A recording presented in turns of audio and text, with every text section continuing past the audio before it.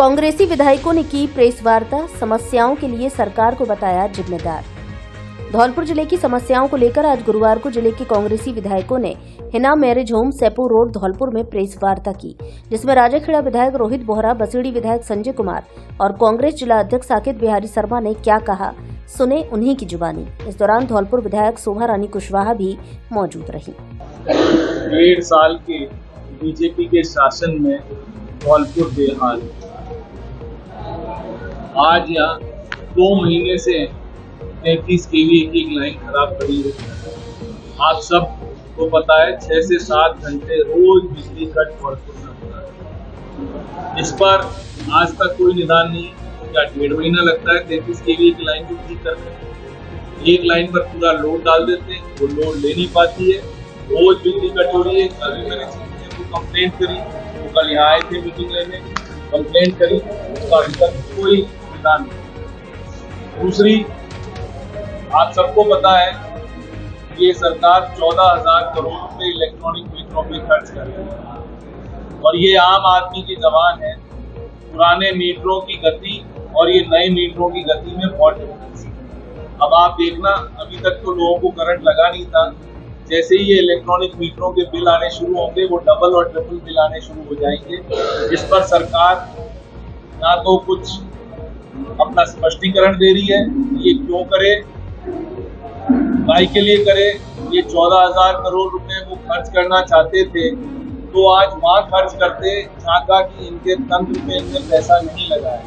उस तंत्र को सुदृढ़ करते जिससे लोगों को लाइट मिलती। 33 केवीए के सब स्टेशन ओवरलोड है, 132 केवीए के सब स्टेशन ओवरलोड है। धौलपुर में 400 केवीए का सब स्टेशन अब जाके अनाउंस हुआ है, जो कि 3 साल के बनते तैयार होगा। धौलपुर में हमें 3 साल हमारे किसानों को बिजली हमें पता है कैसे नहीं मिलेगी। तो ये सब जो हालतें हैं ये आपके सामने। धौलपुर में पानी भराव की आपको सबको पता है क्या दिक्कतें हैं। करौली रोड वापस तोड़ा गया, पिछली बार ही इनने तोड़कर वापस बनाया था, तो क्या एक बार में ये ठीक करके नहीं बनाते? ये राष्ट्र की संपत्ति का किस तरह से आप दुरुपयोग कर रहे हो कि एक बार रोड बना रहे हो, फिर अगली बारिश में वापस आपको रोड तोड़ना। आज करौली से आपका आने जाने का रास्ता बंद है, आप सबको पता है। और ये पिछले साल ही 6 महीने पहले इनने ये काम करा, अब 6 महीने बाद वापस ही। इसी तरह से जो सरकार की वित्तीय स्थिति है वो बहुत ही दयनीय स्थिति में है। सरकार ट्रेजरी में बिल 3-3, 4-4 महीने ट्रेजरी में बिल चले जाते हैं। ठेकेदारों ने सबने काम स्टॉप कर दिया। कोई ठेकेदार, ना तो बिजली का ठेकेदार काम कर रहा, ना PWD का ठेकेदार काम कर रहा, ना जल जीवन मिशन के ठेकेदार काम कर रहे। सबने अपने काम बंद कर दिए, ना इरिगेशन के ठेकेदार काम कर रहे। पैसा ही नहीं है सरकार के पास। जब आप पैसा ही नहीं है सरकार के पास और यहाँ मुख्यमंत्री जी कह रहे हैं 5 साल बनाम 1.5 साल, मेरे को बहुत ही ज्यादा हंसी आ रही है कि 1.5 साल में आपने करा क्या? अनाउंसमेंट के अलावा आपने कुछ भी नहीं करा। अनाउंसमेंट करना तो बहुत आसान है, बट जमीन पर क्या हो रहा है? आप जाके कह रहे हो कि हम इसका इनॉग्रेशन कर रहे हैं। इनॉग्रेशन तो आप किसी भी चीज का कर सकते हो, आपके पास पैसा तो है ही नहीं देने के लिए। आपके पास पैसा, आपने 10,000 करोड़ जो पिछला बजट दिया था जिसमें कैपिटल एक्सपेंडिचर खर्च करना था 44,000 करोड़ का, आपने उसमें 10,000 करोड़ कम खर्च करा। तो इसका मतलब जो आपके बजट अनाउंसमेंट थे वो आप बजट अनाउंसमेंट 10,000 करोड़ से आपने कम कर दिए, क्योंकि आपको अपना फिस्कल डेफिसिट मैनेज करना था। इसलिए 10,000 करोड़ रुपए आपने खर्च ही नहीं करा। आपने इतना हास्यास्पद बजट की ये लोग बात करते हैं। इनने फरवरी में हमें जब बजट दिया तब हमसे बोले 15,100 करोड़ एक्साइज की रेवेन्यू आनी। उसमें इनने RE के अंदर लिखा, रिवाइज बजट एस्टीमेट में लिखा कि 15,000 करोड़ रुपए हम कलेक्ट कर लेंगे और कलेक्शन मार्च के अंदर, फरवरी में कह रहे हैं 15,000 करोड़ कर लेंगे और मार्च में क्या करा? मार्च में इनको टोटल पैसा आया 13,500 करोड़। मतलब आपको एक महीने में आप ये नहीं बता सकते हो आपको 15,000 करोड़ आएगा, 13,500, तो फिर बजट क्यों बना रहे हैं? बजट बनाना ही हास्यास्पद हो गया। इस बार इनने बात करी थी कि हमारी GST की जो रेवेन्यू है वो 26% बढ़ेगी। पिछला एक क्वार्टर निकल गया, राजस्थान की GST सिर्फ 10% बढ़ी है। दैट मीन जो 16% जो ये बढ़ा के देने वाले थे वो भी आपकी नहीं है। तो ये सरकार ने जो पढ़े लिखे लोग हैं उनके बीच में एक अपना माहौल बना लिया है, हंसी उड़वा रहे हैं अपनी। रोज मुख्यमंत्री कहते हैं कि 5 साल बनाम 1.5 साल।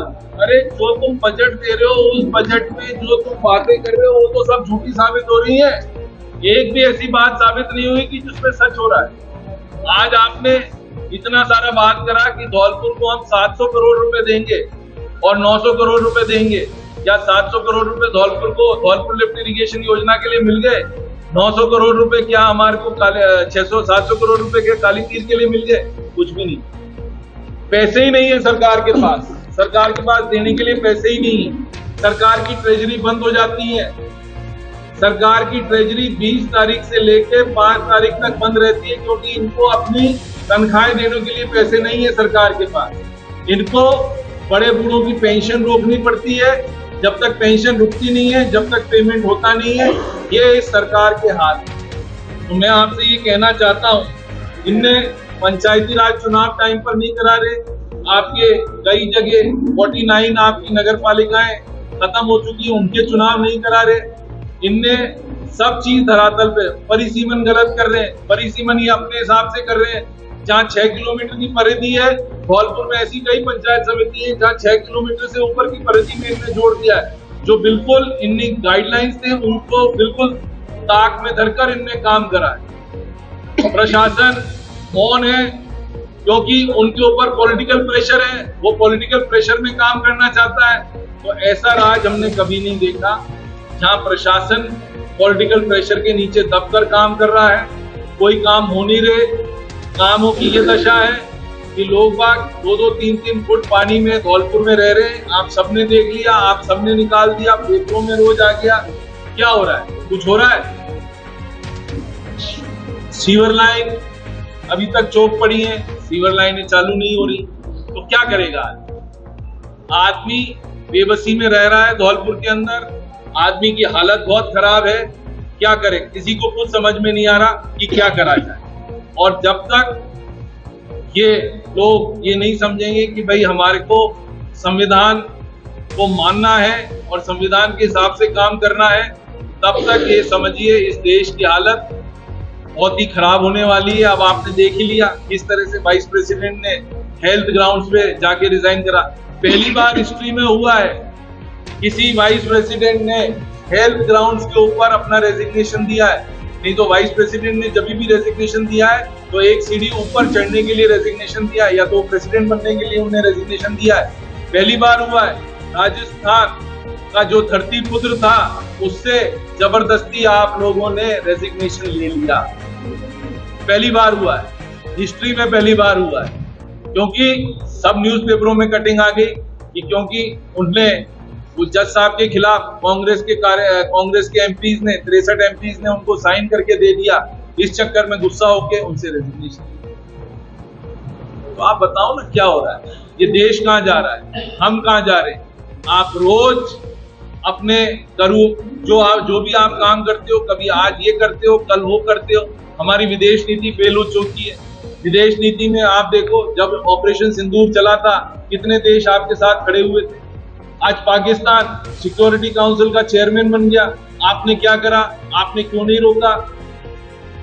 यानी वो एक ऐसा देश जो कि पूरा लिप्त है गंदी हरकतों में। हमारे खिलाफ जो भी कार्रवाई होती है या जो भी नक्सली कार्रवाई या आप जो भी कह दो, जो भी टेररिस्ट फंडिंग वगैरह वो देश करता है, आज वो सिक्योरिटी काउंसिल का चेयरमैन बना बैठा है।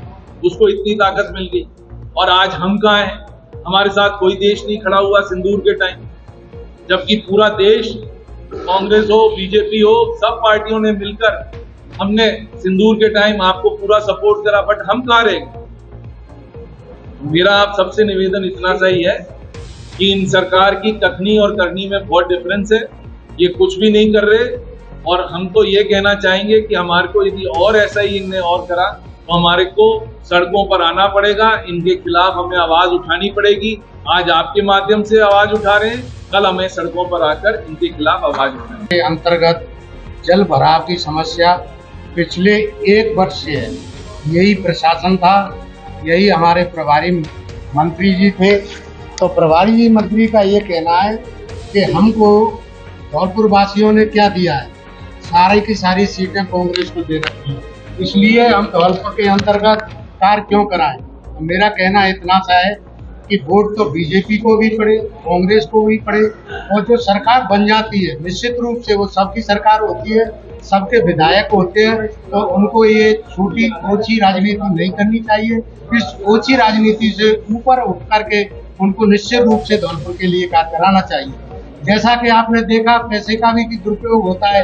1 वर्ष पहले जब जल भराव की समस्या थी तो 1 वर्ष पूर्ण हो चुकी है, उसके लिए स्थायी प्रबंध क्यों नहीं किए गए। अभी बरसात से 2-3 माह पहले ही ये काम शुरू क्यों किए गए।